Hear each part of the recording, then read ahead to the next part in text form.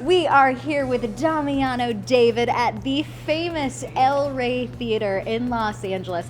I was walking inside and I saw your name on the sign. You have a smile on your face already. That's nice. I came from the back, so I didn't. Oh, you didn't see it? Okay, we after this interview, we got to go see it. But to embark on this chapter right now, how are you feeling?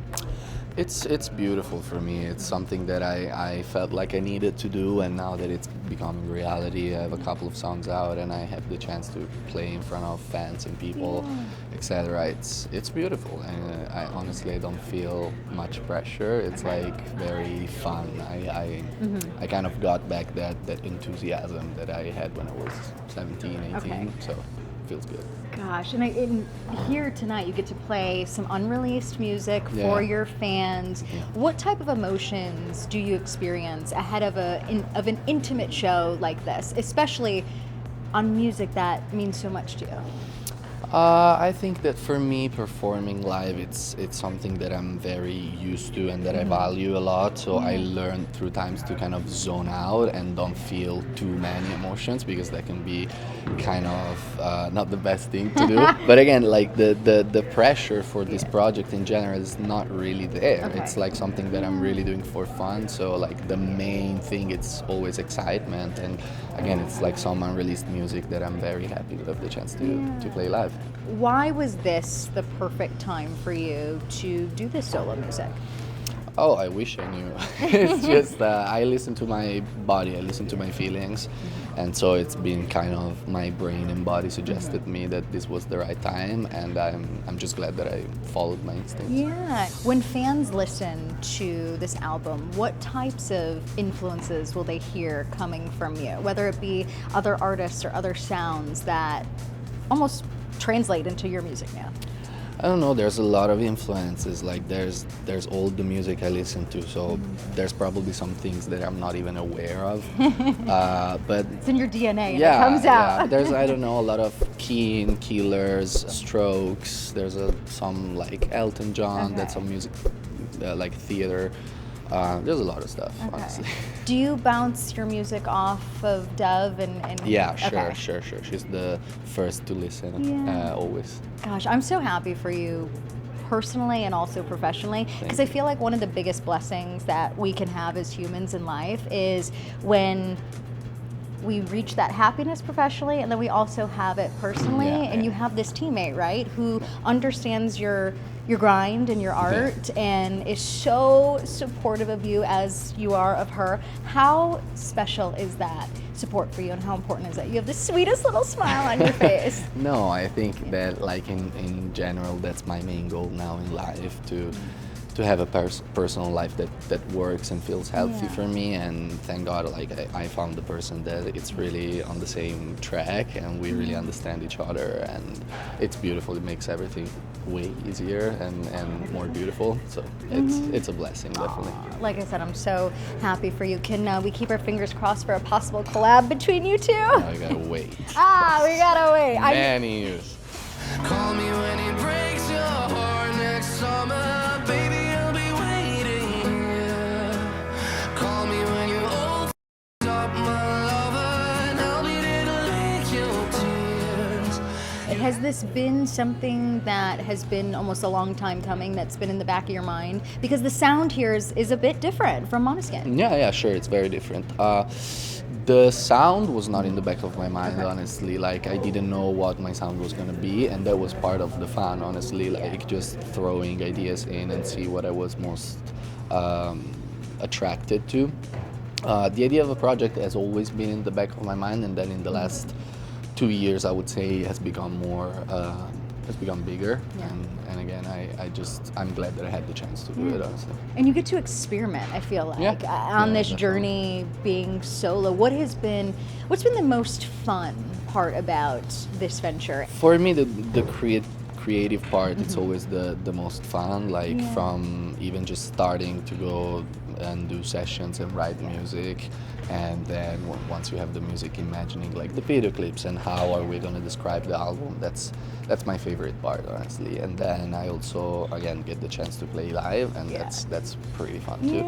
And then of course there's less fun things, but The It's smile on such a- your face though when you said you get to play live and it's fun. I mean, this is like where you're living your dreams. Yeah, no, it's beautiful. Yeah. Definitely beautiful. What do you want fans to take away from this project? Because I know you've poured a lot of heart into this in the new music. Yeah, I think in general, like I always have not this like huge expectation. I really just want people to vibe with the music and to Yeah. enjoy it. If I could wish something, it's like in this album I talked a lot from a point of view of my fears, and this album for me has been something that helped me like cope with my fears and kind of heal, and that's also why the title. And what I wish I could transfer to people is that sometimes we can be proud of our fears and like they make ourselves who we are, and go and facing it, it's the healthiest thing, and sometimes also laugh about it and kind of trying to make it smaller is a good practice. You've said this is almost like a manual for you, Yeah, but it's yeah. also for fans too. I mean, we all can put ourselves in, those similar shoes of we all have fears, It's my life. experience. It's my Yeah. experience, and I hope that people can kind of relate to it. Yeah. How rewarding is that for you as an artist to have a platform where you can put out music that can help people as they navigate their 20s too? Well, I think that in general, even just having the chance to share music with people, it's a big privilege, and it's something magical. I feel like I lived my life kind of at double speed because I started this job very early. So if my experience and my today awareness can help people cope with their stuff, I think it's the biggest achievement that you can ask for as a musician. What have you learned the most about yourself as you've been putting together this new solo music? Oh, many That things. surprised you? I would say that I have to learn how to take things slower and really taste the moment, and even I don't know, give myself more room to do wrong and to make mistakes, because also from that usually the best thing come out. Of course, you have next summer. Do you still think of me when you're under the sheets? So does it give you everything? Yeah. And I can see it on your face that you're happy with me. You're giving us a little taste of what to expect with this new music, but why this track ahead of the album? It was the first track that we wrote during the writing of the album, so it's Felt right. always been kind of a special one, and also I think it summarized the meaning of the album very well, because it's from a perspective of me being very tied to some memories of my past that were negative, but they were like the last connection I had with that moment of my life, and I think that unfortunately it's something that quite everybody does. And this song for me was a way to get over it and kind of exercise, and today looking back at these moments of my life that I feel completely different, like I'm able to watch from a third person point of view and kind of see why it happened, see what it brought me, and also again kind of laugh about it, because at the moment it felt so like big Right. and terrible, and today it makes me smile actually, because it brought me to where I am today. So call me when it breaks your heart next summer, baby, I'll be waiting here. Call me when you open up my lover, and I'll be there to lick your tears. You are prepping for a world tour. What is going on through your mind as you go into like the creativity for it, what you want and what you want to bring to fans on that stage? Oh, we're starting to actually design the stage, so I'm not gonna spoil This much. is, I'm supposed to be getting all the right. details here. But no, again, it's my favorite part to like Yeah. design things and imagine things. Also, like the tour, it's when your music comes to life and you actually see people like coming to your show, when you kind of break down what happens for a show. People like buying the tickets and getting on Right, a car or an airplane and sleeping in another city to watch you for like an hour. You understand how special it is, and being able to do it with my music, it's very special. On the other side, like tour, it's scary because it's a lot of traveling, it's a lot of like time alone, but I think that the two things kind of balance off each other.